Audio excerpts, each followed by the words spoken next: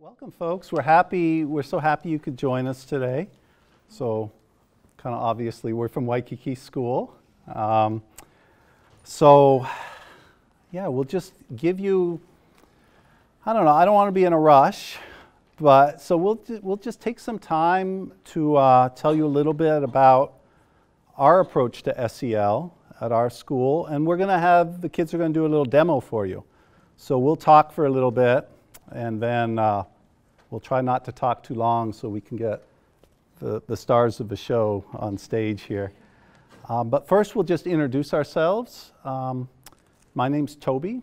I'm from Waikīkī Elementary, and I work in the counseling department, and I also have a background in philosophy for children. Oh, here's our community ball, one of our key tools in philosophy for children. Whoever holds this is the speaker. So actually I'm kind of new to Waikīkī School. I realized actually yesterday, yesterday was the 2-year anniversary of me arriving at Waikīkī School. My first day at the school, I came to this conference and knew no one. So that was my welcome to the school. So I've been here 2 years. So I'm the new guy. All these guys have been here longer, and I can tell you a lot more about what the school does than me. So I'm going to just let them introduce themselves, starting with my co-presenter. Hi, I'm Jenna Kunihiro. I'm a 4th grade teacher, and I've been at the school since 2004. I was fortunate to do my student teaching there, so I've been fully immersed in the habits of mind and P4C. Thank you so much for coming. My name is Deborah, and I just came to Waikīkī School last year, so I'm a new student. What grade are you in? I'm in 4th grade with Miss Kunihiro. Nice. Thank you. Thanks. Hi, my name's Honolulu Leafchild. I'm in 5th grade. I've been at Waikīkī School for a long time.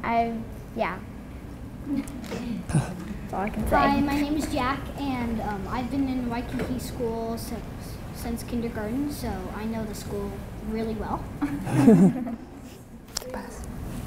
Hi, my name is Joshua, and I'm in 4th grade, and I've been to the school since kindergarten.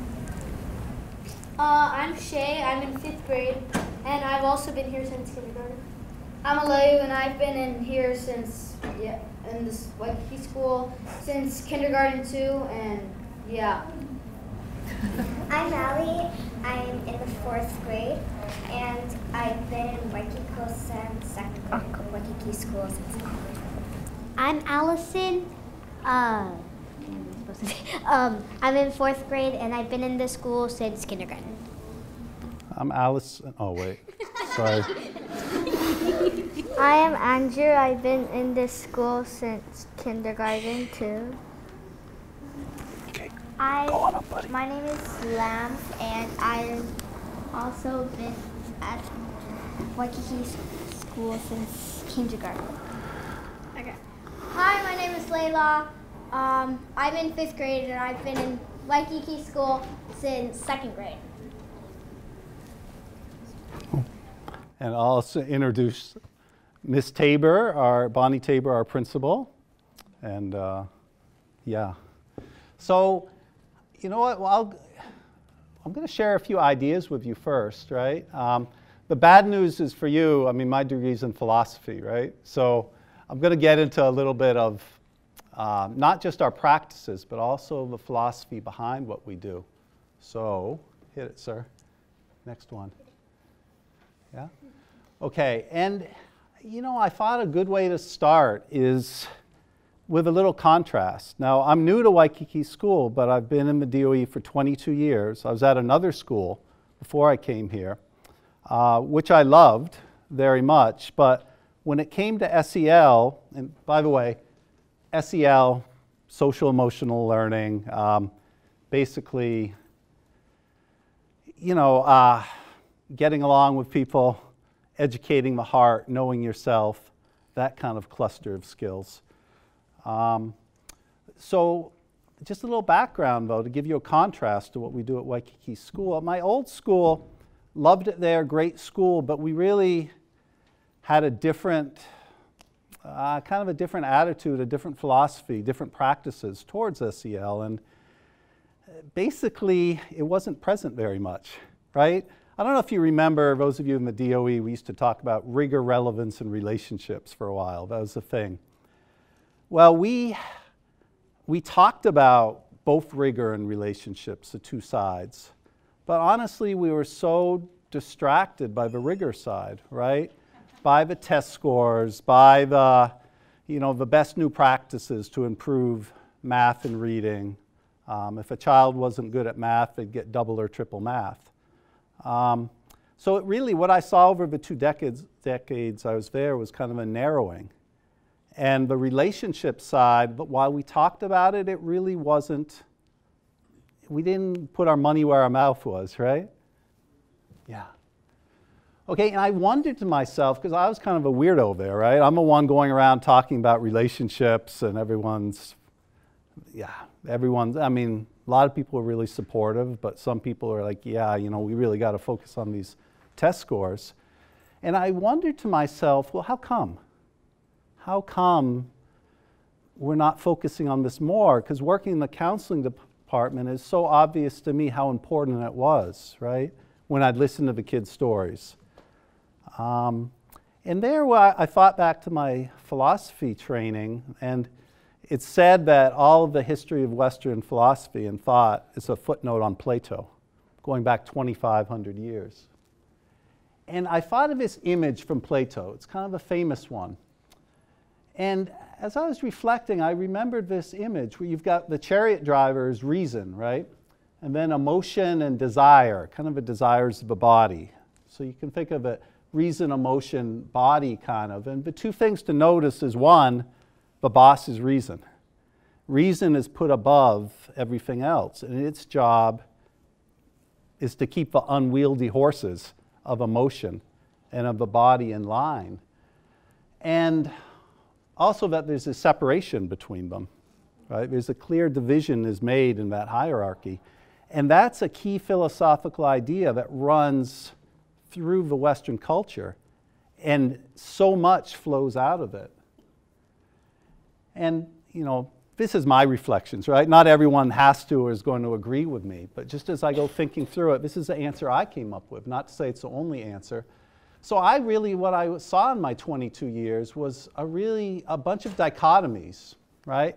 Mind and heart, reason and emotion, rigor, relationships, inquiry and community, and so on. And that's my son. He said, how come you only put half my face up there? But it really led us to focus on only part of the child. Okay, next, bud. And oftentimes what I felt like, we were doing a great job at shooting at too small of a target. And from a philosopher's standpoint, I oftentimes felt like a main problem in education was too narrow of a conception of the self, kind of an impoverished view of what a person could be. We had kind of narrow imaginations when it came to what we were trying to do, right? Because our vision was so much on that mind side. Okay, and I'll go through this part quick, but that's Abraham Maslow there. You're probably familiar with his hierarchy. Up at the top is where you want to go, and his main idea is to get there, for students to be fully ready to learn, you've got to have those underlying needs met. The physical needs, the safety needs, the self-esteem needs, belonging. Okay? And what I saw at my school was those needs weren't being met, so these teachers were in these very, very difficult situations. The analogy I thought of was they were like mechanics trying to fix up the cars, and they're the students, and they said, your job is to make these cars go so fast, right? Soup up the engine, fix the aerodynamics. Well, there's a problem. 4 flat tires, right? We're working with kids who had 1 or more flat tires, right? The self-esteem needs weren't met. The belonging needs weren't met. Even physical and safety needs weren't being met. So I felt so bad for our teachers and our students because everyone cared so much and they were trying so hard. But the teachers were so tired and frustrated because they're fighting an uphill battle, So that's kind of where I came from. And I thought, you know, there's got to be a different way to do things. And then I arrived at Waikīkī School, and I saw that different way. Okay? Now here we are at Waikīkī School, and the rest of the time we're going to talk about kind of what we see there. Okay? Next one. And one key point is, this maybe is the most important point of the whole thing, is we don't do a SEL program at Waikīkī School. SEL is part of who we are, right? And you see the shirt that we're modeling for you today. Our kids make these shirts every year, and this is one of them. And I thought it was really fitting as I was making this PowerPoint. It's part of the school's DNA. It's thoroughly imbued in the culture for 20 years. Okay. And a core belief, a little hard to read, but this is a sign you see when you first come in the school, harmony of heart and mind. And I think that's a key philosophical idea that separates Waikīkī School. Okay, next one. All right, and this comes, we're going to talk about Dr. Art Costa's habits of mind. I'm going to hand it over to Jenna and the kids to do that. Certainly, this idea of harmony of heart and mind comes out of that philosophy. But I also, as I've learned more about Hawaiian thought and Hawaiian culture, and I've had some great teachers, I think in Hawaiian thought, and I just thought of the example of the word na'au, right? It's not mind and heart separate. It's a unity, right? You can see the green part. It's together. It's not this dichotomy in that worldview. And in other worldviews, like you go to Chinese philosophy and Taoism, they talk about the uncarved block. This idea that there's a unity of heart and mind. So to me, that's a core, in wrapping your mind around Waikīkī School, that's a core thing to keep in mind. This, not the Platonic idea of reason above, of mind above heart, but this idea that they're one. Okay? And my part's almost done here. I think of those words. I use those words. We could use heart and mind, community and inquiry, relationships and rigor. But when I think of the relationship between them, what I see at Waikīkī is a spiral. They're mutually reinforcing. So the relationships precede the rigor. So like I wrote in the purple, when people care about each other, they do cool stuff together.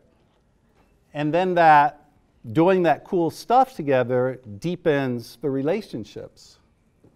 So you get this ever-deepening spiral, right, of academic instruction, SEL, heart and mind, relationships and rigor. And it just keeps going deeper, right? The bonds keep coming closer, and the inquiry keeps getting deeper. All right, now, how do we nurture the spiral? And these are some of our practices. And we'll just go through these real quick. First thing I'm going to talk about, I'll talk a little about making time for relationships. And then you'll notice I put, instead of SEL, I put CSEL. I think I made that up. I don't know, maybe someone else had. Whenever I think I made something up, it turns out it's somewhere out there. But I put cognitive, social, emotional, because what we do, it's harmony of heart and mind. It's not SEL practices and academic practices. It's the two together, integrated. And the distinction I made between outside in and inside out, the outside in is the school-wide practices. Habits of mind, philosophy for children that have been going on 15, 20 years. Whole school does them. It's just so thoroughly part of the culture. So the learning flows from the community to the individual. Individuals are immersed with within the community. They learn that language. Okay, the inside-outside is kind of my focus. We start with individuals, those who maybe need an extra boost of SEL. And then from there, it flows out to the community. Okay? Okay, first one. I just wanted to say something about this, making time for relationships. One of my teachers, Dr. Jackson, or Dr. J, who does P4C, this is like his mantra. We're not in a rush. And the older I get, the more I appreciate how important it is to not be in a rush, especially when it comes to building relationships, right? Because if you're in a rush, it undermines them. And I thought of this quote from the Dalai Lama, with understanding comes compassion. And so that's what he said. That's that chart on the bottom, right? If you understand someone, it's easier to have compassion for them. And then I'm wondering, how do you get understanding? Well, you take time to hear people's stories. You take time and listen to them. And how does that happen? Not being in a rush, right? Slowing down. So what I saw a lot of times at my old school and in my own life, we're in a rush, right? We don't take time for those relationships. We don't take time to hear people's stories. We don't understand each other, and it's harder to be compassionate for us. And by the way, and Bonnie, you can jump in any time. I mean, our anti-bullying program, this is it. We take time. We're not in a rush. We listen to each other. So we don't bring in extra SEL programs because it's already in the DNA. All right, kids. Now I'm going to stop talking for a little. You got examples of times ways we make time for relationships at school? So we have this thing called CNC Partners. Which is CNC is representing a word called cooperation and caring. So you get with a partner and work together of something challenging sometimes. And yeah.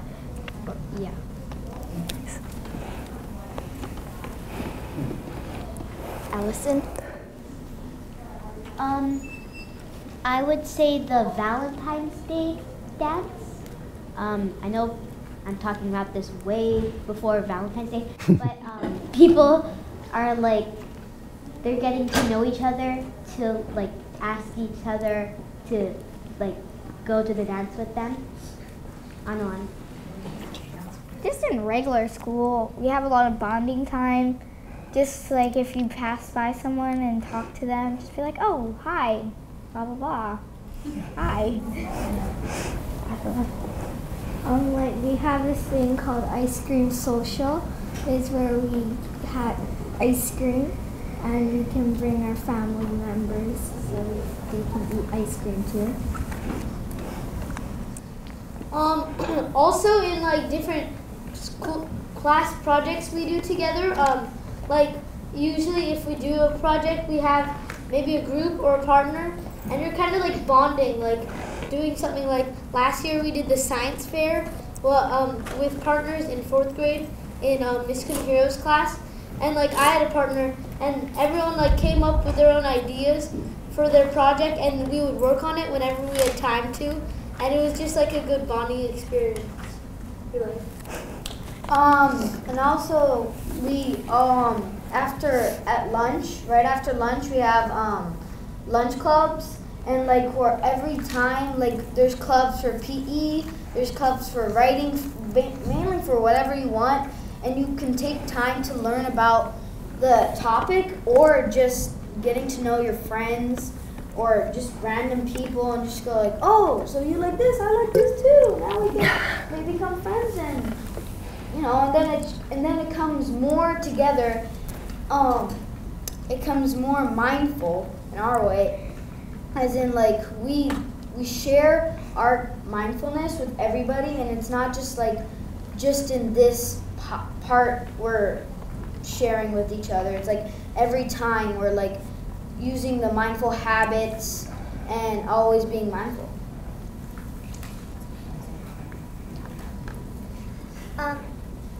I think like we have these after school things called enrichment.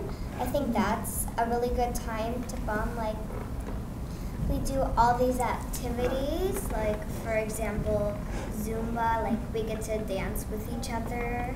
Cooking class, we get to like, cook and partner sometimes. So yeah, I think it's a really good time to like bond with other people. Because I actually made a friend. How about guys, we do one per person, okay? Yeah. Just for time. So Jack hasn't gone. I think that recess is a good bonding time because you always get to play with your friends and you make new friends and stuff like that, I guess. Got one more? Yeah. Go. Andrew? As we take out the camera. I think like field trips Mm. is one because number one you have to like have a partner that that goes with you, and or sometimes you go in groups. Yeah. Oh, sorry, Layla. Oh, I'm sorry. We see you. That me like 5 times, and that's about it.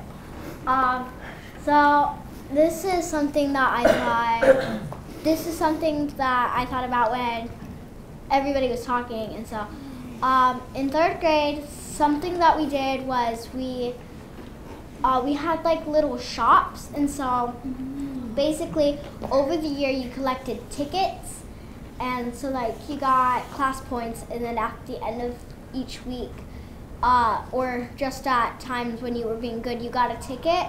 And at the end of the year, what we did is we turned in those tickets and got fake money, and then we made like our own business. And so we had to have a sample of what we were going to make. We had to have like a logo, and we had to have like all the stuff you need to like start your own business. And I think it was really good because you got to either choose a partner, or work alone. And I went with a partner, and I got to learn really a lot more about her and what she likes doing. And now we're really good friends. And one more thing is the field trip at Camp Erdman is a really good fun place to get to learn with each other because you get to be put in partners.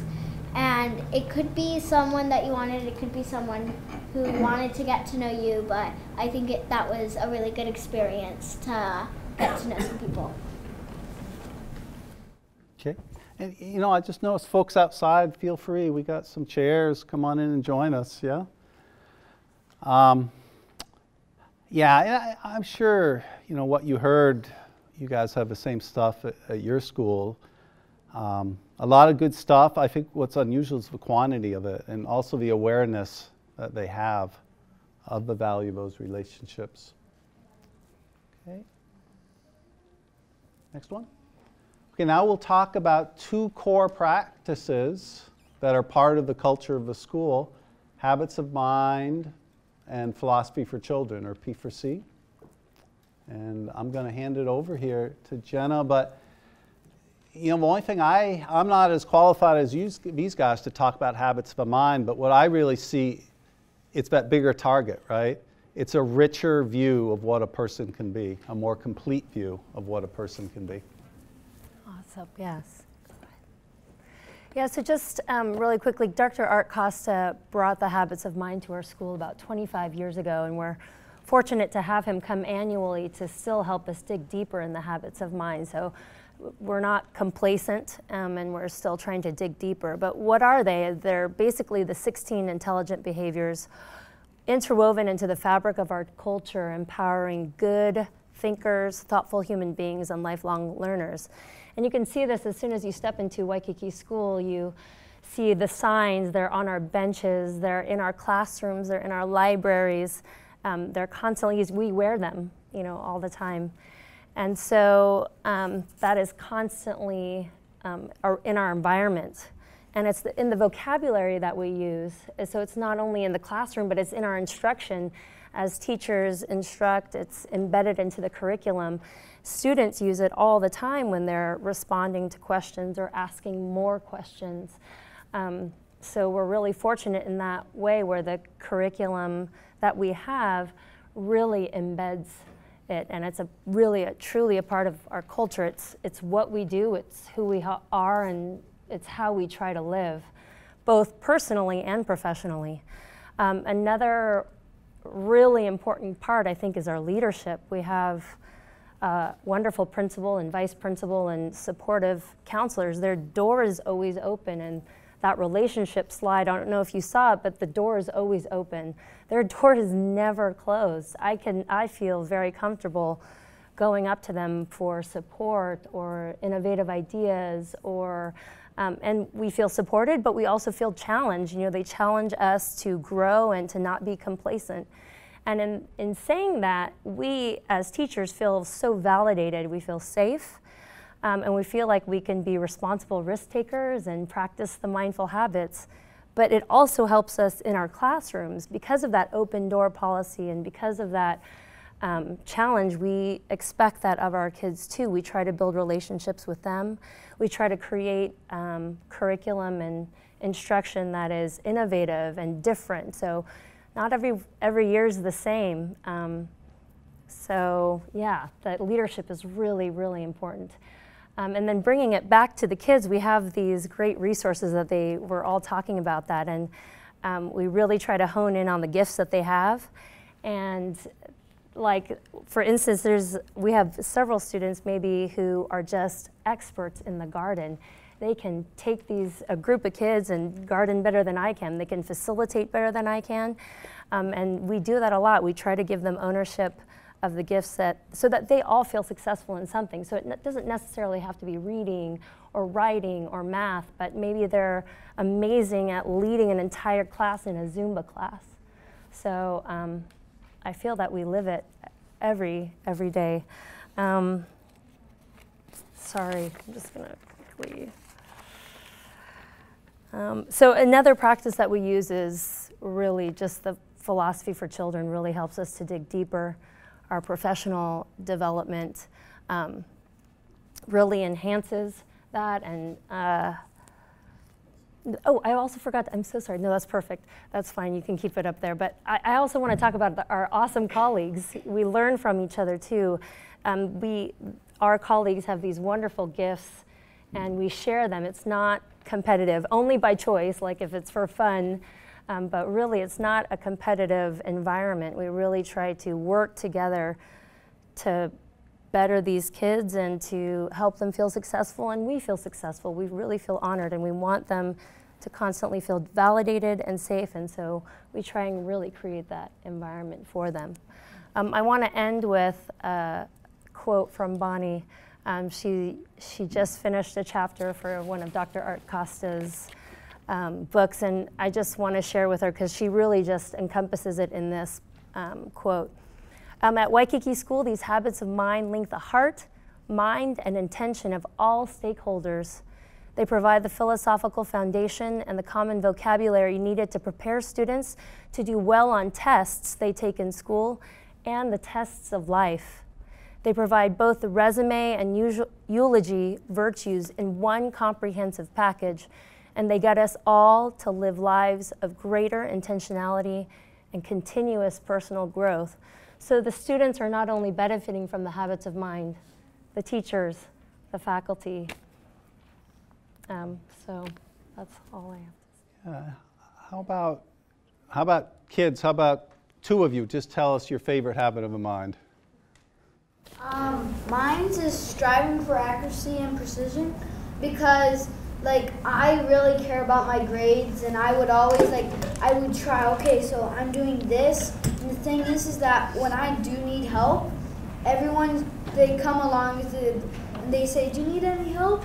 And then I'm just like, yeah, sure, thanks. And then I really feel good that the students at our school, they're very helpful to other students too.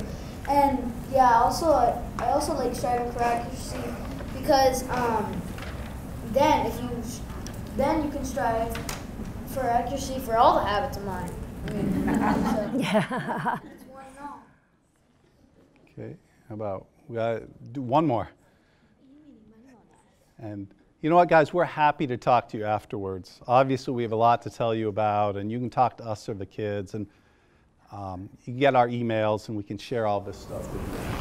So one of my favorite habits of mine is persistent, because when I was young, I really give up everything I can't do.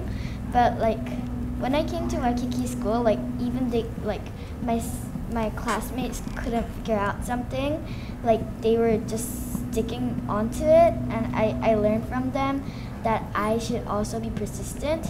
And when I did, in my test, if I don't know something, I go on and then I come back. I just stick to it, and then I just get it right. So I got like most of things more better. I'm just going to add one more thing. Thank you for bringing that up, but we really do encourage our kids to fail. We want them to fail and be persistent. We want them to try and be responsible risk takers and try it. You know, this is the environment to try and to figure things out, but I think that reflective piece is also really important. Our leaders ask us to be reflective about our own practice. And so we're practicing metacognition, and we ask that of our students too, so they grade themselves also in addition to us quote unquote grading them. But that reflective piece is really important. It just made me think of a funny story. One thing Bonnie does, she asks all us teachers at the beginning of the year to write a reflection. What habit of the mind would you like to improve during the course of a year? And you know, my first year, I just didn't do it. I just kind of, I didn't do it. And the end of the year, she was talking about them. I said, oh yeah, I never did that. And she said, yeah, I know. I was like, oh, okay. So this year I did it. Okay, let's go on one more. Were you done, Jenna? Yes. Anything more to add? Okay, we're going to go through these kind of quick because I want to get the kids down there. P for C, you're going to see. So I'm not going to talk about it much, but what did I write? A purposely constructed how that interweaves the mind and the heart. Next one. Started in 1969, came to here in 84, came to Waikīkī at 2001. And I think the key thing to keep in mind, P for C is about community of inquiry. Two sides, community, inquiry. Inquiry's been what it's been recognized for decades all around the world, a critical thinking initiative, an effective one. But interestingly here in Hawaii, the last half dozen years, now it's also recognized as an SEL program. So it's that harmony of heart and mind, right? It's got both. Again, interweaving that relationships and rigor. All right, I am going to talk very little about this. This is a lot of the stuff I do, and yeah, made possible a generous grant from the Pillars of Peace grant from Hawaii Community Foundation.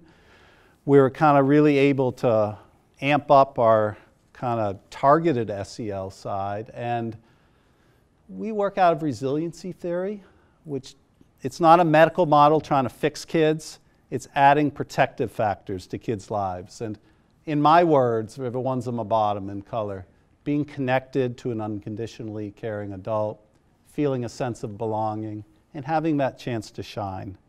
And you've heard the kids talk about how many different avenues they have of expressing themselves. Individual, you know, one of my old friends and mentors said it real simply. I said, what am I supposed to do when I see kids? He said, just love them. Just having adults around who care about the kids. We do lots of groups. The kids talked about, we've got, I don't know, 12, 20 lunchtime groups. And the recesses are double what they were at my old school, double the amount of time. So they have time for all these activities. And I do some high impact stuff off campus. Partnering with the Honolulu Museum of Art. We take kids to the art school there.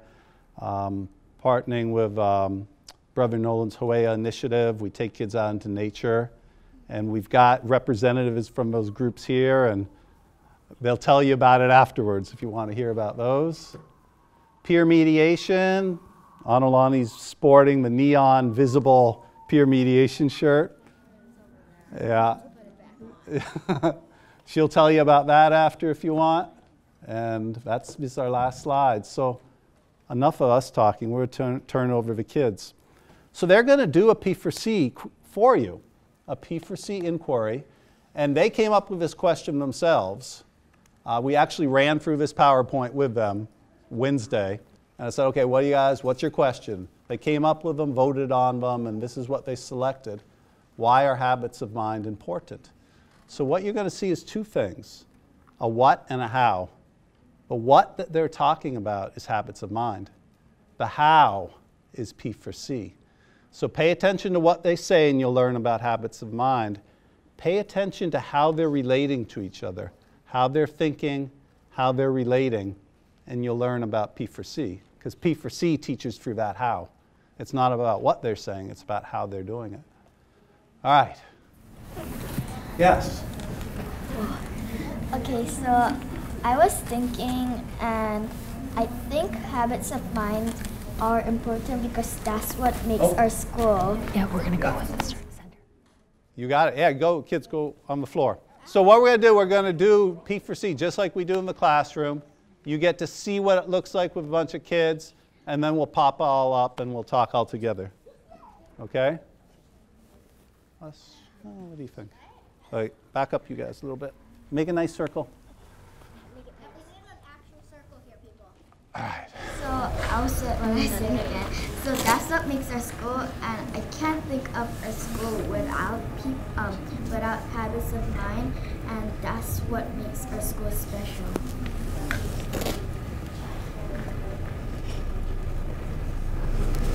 At least, I think the habits of mind are important because I think that the habits of mind make our school the cooperation, the caring school that it is right now. I just think about what our school would be with the habits of mind, and trust me, I would not like it. Can you guys hear okay? Yeah. And Lamb's going to be keeping track of the Good Thinkers tools that they're using. The habits of mind are basically like everything. They're like a life skill. It's really important because anything you do, even if it's just I don't know, if you're basically anything you're doing in life, you can use the habits of mind because it's everything. I don't know how to explain it, but yeah. I don't know, honey. I think the habits of mind are right now just preparing us for what in life, when we get older, what we're gonna have to use these for. And a lot of times people don't know about these things, and it might actually help them. I mean, it helps all of us with our schoolwork and school in general. Are you? So I'm just saying that I think that Waikīkī school is just so important that I think Waikīkī school is just there would never be a school like Waikīkī school from what we have right now, because what we have right now I think is I think Waikīkī school is the only school that I think can conquer the habits of mind, because the children that go there, they're they're creative and they use all the habits of mind. And yeah, I think that without the habits of mind in our school, I think our school would be not as unique as it was right now. And I also, the picture Mr. Toby showed about the guy whipping the horses. Because our school, it doesn't think only about the work we do and all that, but we, all of us shared that we spend time with our friends and get a bind with each other. And also we talked with this when Miss Tabor drove us in the car. We were thinking if we think that if the whole world had the mindful habits, I think the world would be we think that the world would be a lot more better. I mean, because we would be using the habits of mind to figure out all our problems. And yeah, so what I think is that the more tourists, the more teachers that come here and learn about the habits of mind in our school, they'll pass it around to where they came from. And then the mindfulness will be spreading out more and more until, the whole world can be filled with mindfulness. A lot of hands. The more kids do P4C, the easier your job gets as a teacher. I think the habits are mind is important because if our school didn't have the habits of mind, it won't. Yeah, everyone will be like everyone will not follow it because they don't know about it, and they will say like they won't do the stuff that we did. Like they won't be persistent. They won't be creative. But since the habits or minds is in our school, all the kids, all the people are creative or persistent.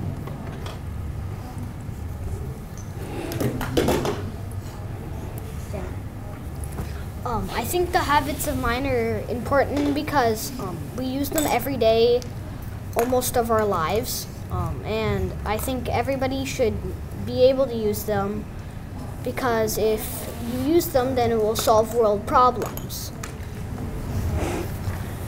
Joshua? I think the habits of mind is important because we can push ourselves to be us, and you can push yourself to be the best person you can be. Yay! Okay, so one of the reasons the habits of mind is so important, I was wondering where that S went, is because they make our school what it is, and I agree with what everybody else is saying, but it's really just what the habits of mind are that really makes them special, is because if we didn't have the habits of mind, we wouldn't be able to we wouldn't know to persist, we wouldn't know to take responsible risks, we wouldn't really think about any of these things, we wouldn't really listen with empathy, because it's a habit of mind, and if the habits of mind didn't exist, then that wouldn't be there or be here. And so it shapes a lot of what the world is, and it shapes us as people, because if we grow up with these things, then we'll learn to use these things in everyday life, because you really have to listen to other people. You have to respond with wonderment and awe, and you have to be amazed by things, because if you're not, that's a little weird. No offense. You have to think outside the box and not just stay in your comfort zone. You have to do all those things, and it really shapes the way that you grow up and the way that you live.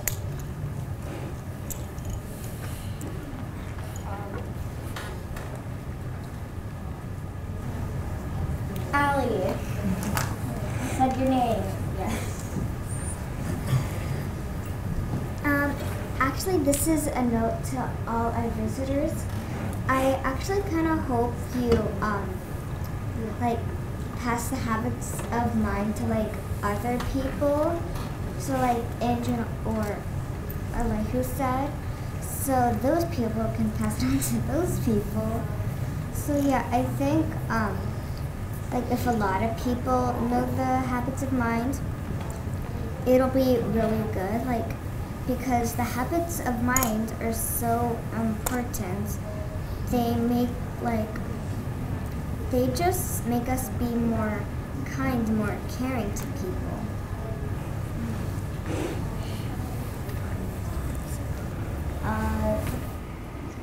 So many people have said so many good things, and I agree with a lot, basically everybody that has said something.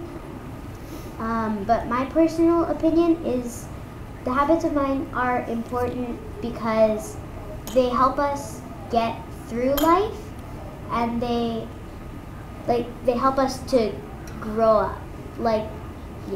Basically they help us get through all these puzzles and disasters that happen or could happen.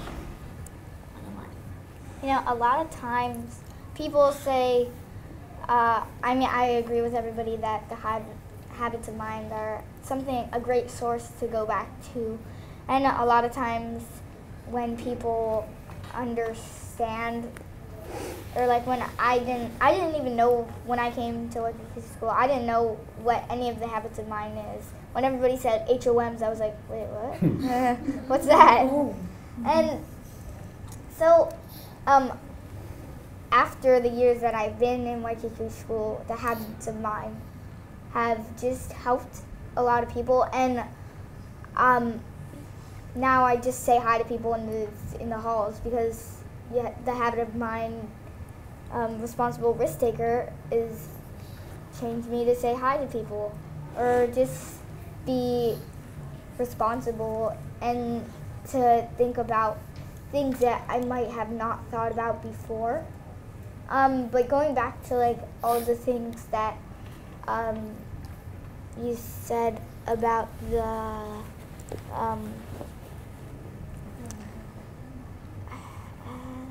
I can't remember what you said, but it was something about that. Anyways, yeah, the habits of mind have been around for a long time. We just didn't call them the habits of mind, but I think we would always know the habits of mind in a way that they would be pursued in a way.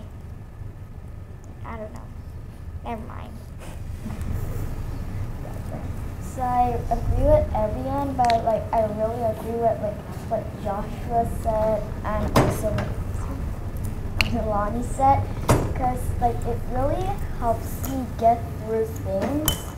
I mean, like with my brother, I argue so much, and like so my mom scolds me, so that's like we fight like nearly every day.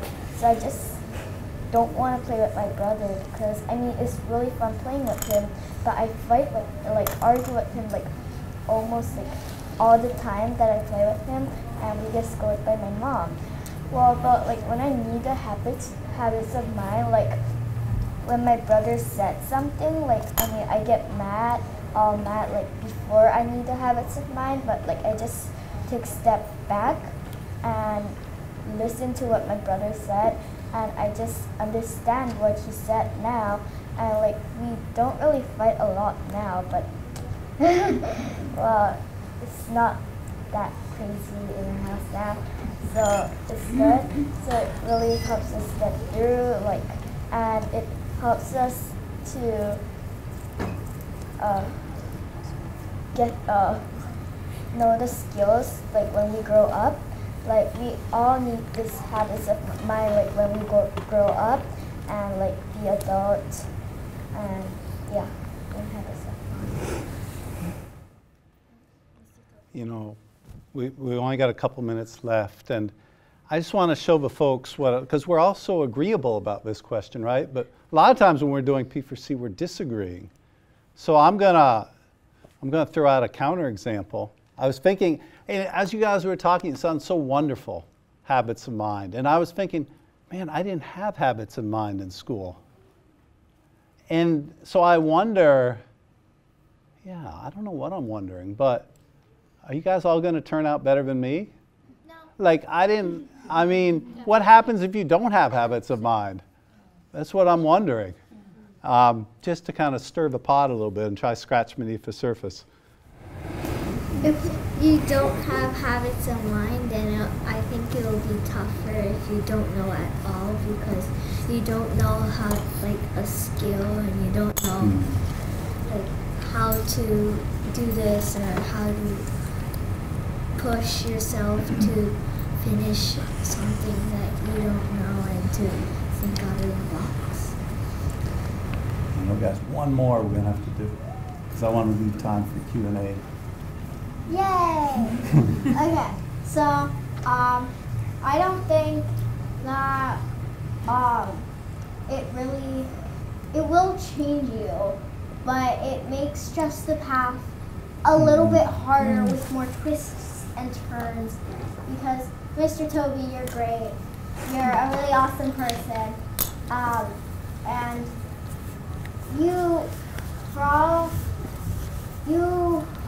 I think you were just always that way, and it really depends on the type of personality you have. Like, if you're an optimistic person, you're obviously going to just keep on going on, right? You're going to just keep on pushing. But if you're one of those people that just gives up right away, then your life is going to be harder because you don't actually pursue your dreams. And like, as soon as you figure out that there's a tax price, you're like, nope, I quit. And there's always that type of thing, and it really depends on what type of person you are. And audience, I strongly recommend when we're done, come ask these guys questions because they want to talk to you so much more. Usually P4C will go a lot of times hour and a half. But I'll show you how we evaluate at the end. So you see that piece. Green cards evaluate our inquiry. And we don't go through all of these, but we'll go through some. Blue, so green quality of our inquiry, blue the quality of our community. And that's a criteria that we use to kind of see how we did. And since we're talking about SEL, let's go with this one. All right. What are we doing? Thumbs? Yeah. You doing thumbs or fingers? Thumbs. All right. All right. So was it safe? Not just physically safe, but emotionally, intellectually safe. Who wants to give a reason how come? Oh my gosh. Choose one. This is so hard. And that will be your favorite. Oh. No. Because I felt like I could just say anything because it was really comfortable and everyone like agreed on everything and like everyone was focused on whoever was talking and yeah.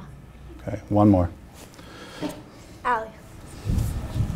I think it was safe because like we were talking mindful and probably because the topic was about mindfulness, so like, we were acting and talking mindful. So yeah, like Shay said, it felt really comfortable. Okay. Okay, I'm sorry, Liu. You know what? So what we'll do, we'll leave you guys. We got like 5 or 10 minutes left. We want to leave you some time to ask questions. So we're going to slide back to our seats. And observations you have or questions you want to ask us? So raise your hand if you want to. Here, wait, kids, sit down. Let's all sit in our seats. No, chairs. You can go back to your chairs. All right. So who's got something they want to? No, leave them. Just leave them. Okay. No, not kids' questions. Adults' questions. Adults, observations, questions, things we could tell you more about. Anyone? Thank you. Yeah, not too much. No, go ahead. My only question, well, not only, one of the questions of something I'm thinking about is where do you see or how do you see yourselves using this for many years to come in things you're doing, in work, job, middle school, high school, with your families? You already said like with your brother, but in what ways do you see yourself like just being this way forever? I don't know what I mean. Okay. Just say shirt colors. Yellow. All right, bright yellow. I think that we could just use it in general when we get older, just because in time sometimes we have a hard time, people have a hard time being like in their jobs maybe, just because they might have to turn something in the next day and they only did half of it.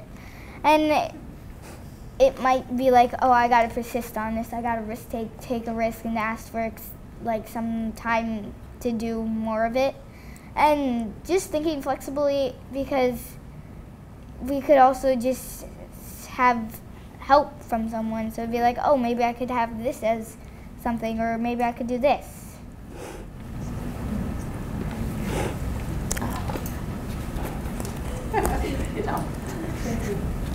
Those of you that were there when you were in kindergarten, do you remember how you first experienced P4C?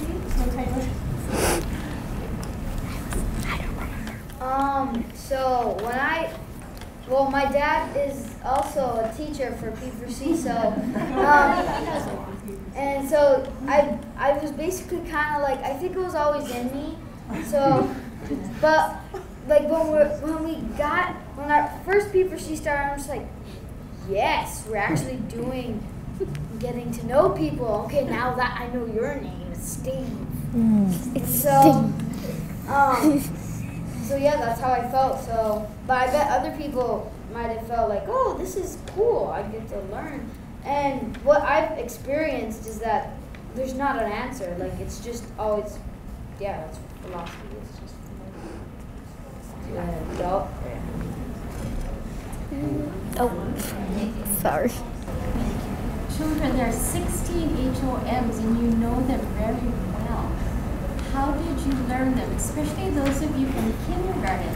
Did you learn a little every year, or how did you do that? I think this is the hardest. Yeah. Usually our circles are smaller. I think I learned it because each year we have a reflection on the habits of mind, saying which habits of mind did I use a lot this year and which do I need to work on. So I thought that was a good opportunity to learn how to use the habits of mind. Anybody else? So you talked a little bit about how you get to know one another better through all the different activities and things. And your teacher mentioned that it's so important for your teachers to really know you as individuals. So what are some of the ways that your teachers get to know you as individuals?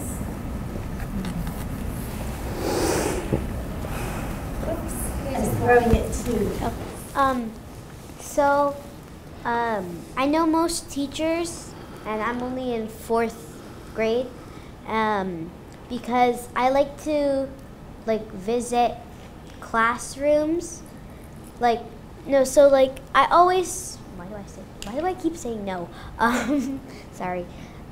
So my teacher, every year normally they have to get somebody to go to another teacher's classroom, and so I always raise my hand, and sometimes I do get called, so I get to go to that teacher, see what their room is like, see maybe because of their room or what their room looks like, maybe I can tell some of their personalities.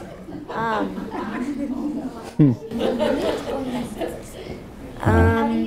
does your teachers get to know you? Yeah. So when I give them things, sometimes I'll get a good conversation going with them, and then I don't want to leave their classroom, and just during recess I walk around school and I talk to lots of teachers. Cool. They talk to me. I'll choose one other kid. One of you other guys want to take a shot at that one?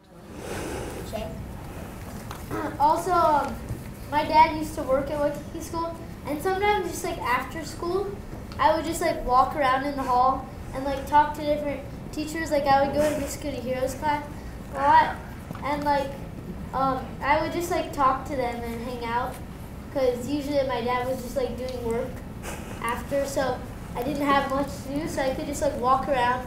And sometimes in the summer, we had summer school and stuff, and we could help out, organize classrooms and stuff, and you can just talk to the teacher. I don't know, it's just fun. Any other adults got questions? Oh, one more down there. I have a question. Somebody said CNC partners. I think it was you. Can you talk a little bit more about that? I was curious about that. So, CNC partners is basically cooperation and caring. We get with our buddies, mostly they're younger than us, and we do this challenging stuff, but cooperation and caring. So we just practice cooperation and caring by working with them. So we sometimes like do this challenge called like marshmallow and spaghetti challenge.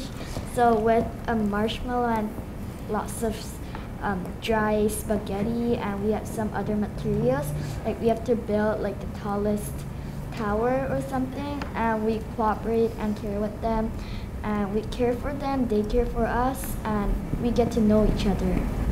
So that's really good.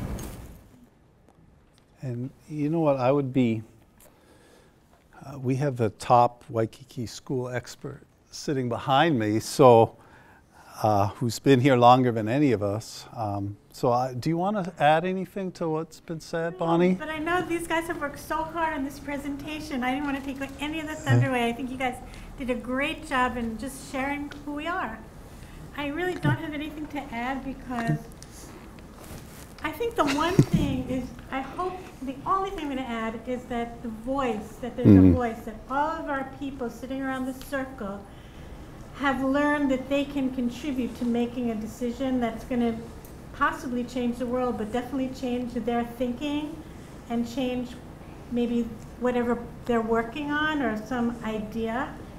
The idea of working together and collaborating as a team, as a group, makes all the difference. And so our kids, I think, from the time they're in kindergarten till the time they're in 5th grade, learn that they can make a difference, and they learn to have the courage to be able to express their ideas, and they learn to respect each other's ideas.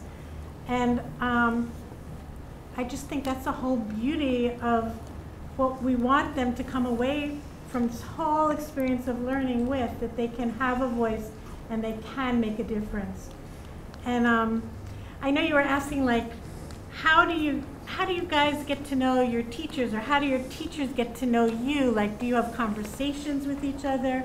Do your teachers participate in the P4C circle? And I think many times that's a good venue for everybody getting to know each other, because teachers usually do participate in the circle, and I don't know if you noticed, but as they participate, many times they're not the ones given the ball, so they have to wait their turn because, again, they're just facilitating. They're not leading the group, they're just a part of the group. And just through that context, too, means that we're all in this together, we're all part of this group. All of us are part of the learners, you know? None of us knows the answer. We're all in it together. And I think that paradigm shift makes all the difference as well. But I just want to take a back seat to this because I think you guys did a great job, and I know you planned really hard, and you pulled off a great presentation. So, but if there's anything I can do as principal that you want to ask from principal perspective, I'll be glad to try and answer that as well. But thank you all for being here, and thank you, Team Waikīkī, for doing a great job. Yeah, so we'll, Laurel,